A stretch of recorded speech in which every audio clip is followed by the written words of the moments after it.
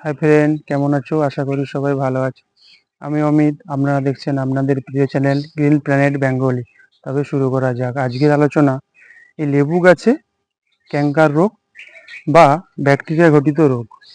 দেখুন দেখুন কেমন ক্যাঙ্কার লেগেছে। এই দেখুন, এই ক্যাঙ্কার রোগটা শুধু এই লেবু গাছেই হয়, বিশেষ করে পাতি লেবু বা কাগজি লেবু এই গাছেই হয়ে থাকে প্রচুর পরিমাণে ক্যাঙ্কার রোগ। এই বর্ষা যা শুরু হবে, বর্ষার সঙ্গে যে হাওয়া চলতে থাকে, হাওয়া চললে কি হয়, এই কাঁটা গিয়ে অন্য পাতায় গাঁথা হয়, ওখান দিয়ে এই ব্যাকটেরিয়া রোগটা সৃষ্টি হয়। সেই রোগটাকেই আমরা বলি ক্যাঙ্কার রোগ। এই রোগের সলিউশন কি আছে? এই রোগটাকে আমরা নির্মূল করব কি করে? এই রোগটাকে নির্মূল করতে গেলে আমাদের এই যত ক্যাঙ্কার ঘটিত পাতা আছে আমাদেরকে সব কেটে ফেলতে হবে। এটা আমার অনেক বড় গাছ, এই গাছে তো সব পাতা কাটা সম্ভব হবে না। যতটুকু যারা ছাদ বাগানে, অবশ্যই প্রতিটা ছাদ বাগানীদের অবশ্যই এই পাতিলেবুর গাছ অবশ্যই ছাদে আছে, তারা পারবে এই প্রতিটা ক্যাঙ্কার ঘটিত পাতাকে এরকম কেটে পুরো গাছপালাগুলোকে পরিষ্কার করে দেবেন। এরকম কেটে কেটে সব কেটে ফেলে দেবেন, যত পাতা আছে এরকম করে সব কেটে ফেলে দেবেন, একটাও রাখবেন না, একটাও রাখবেন না, এরকম কেটে ফেলে দেবেন। সব পাতাগুলো কেটে ফেলে দেবেন, যেই ডালে আক্রান্ত হয়েছে সেই ডালও কেটে দেবেন, এরকম কেটে এরকম ফেলে দেবেন। এই দেখুন লেবুতেও আক্রান্ত হয়েছে, এগুলো হালকা, এগুলো এই লেবুগুলোকে কি করবেন আপনারা, এই দেখুন লেবুতে আক্রান্ত হয়েছে হালকা, এটা এইটা ক্যাঙ্কার হালকা শুরু হয়েছে সবে। এই যে বৃষ্টির সঙ্গে ঝোড়ো হাওয়া হচ্ছে, তার জন্য এই দেখুন এই লেবুটা একদম ক্যাঙ্কারে আক্রান্ত হয়ে গেছে। দেখুন এই লেবুটা এখনো খাওয়ার মতো হয়নি, এই লেবুটাকে আমরা ফেলে দিলাম, এই লেবুটা রাখবো না। এই দেখুন এই আরেকটা রোগ দেখুন, যত নতুন পাতা এসছে, দেখুন লিপ মাইনার লেগে গেছে, একটা পোকা, ছোট্ট পোকা, যেটা নতুন কচি পাতাকে সব নষ্ট করে দেয় এবং ওইখান থেকে ক্যাঙ্কার রোগটা আরো ছড়িয়ে যায় গোটা গাছ।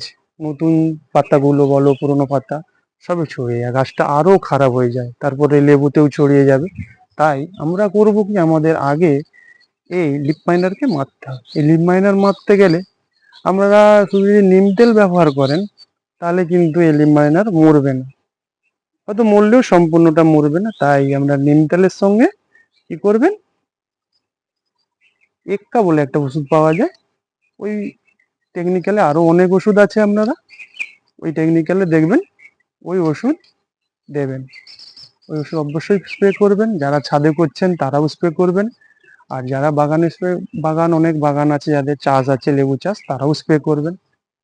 আর আমরা এইসব পাতা তো ছাদ বাগানি বা যাদের ছোট একটা দুটো গাছ আছে তারা কেটে পরিষ্কার করবে, কিন্তু যাদের বড় বাগান তারা তো আর পুরোটা পরিষ্কার করতে পারবেন না। তারা করবেন কি, যারা ছাদ বাগানি বলো, যারা চাষি বলো, যার ঘরে একটা গাছ আছে তারাও বলো, সবাই আমরা একটা ফাঙ্গিসাইড স্প্রে করবেন। এই কাটা যারা কাটতে পারবেন কেটে একটা ফাঙ্গিসাইড স্প্রে করবেন, যেটা হচ্ছে কপার অক্সিক্লোরাইড আছে।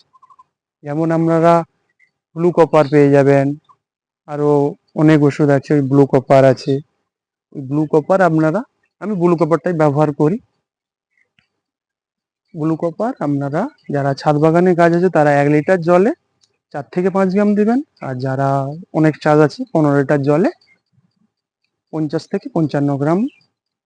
পারলে ওর সঙ্গে আপনারা মাইসিন ব্যবহার করতে পারেন, সেটা আপনার মর্জি।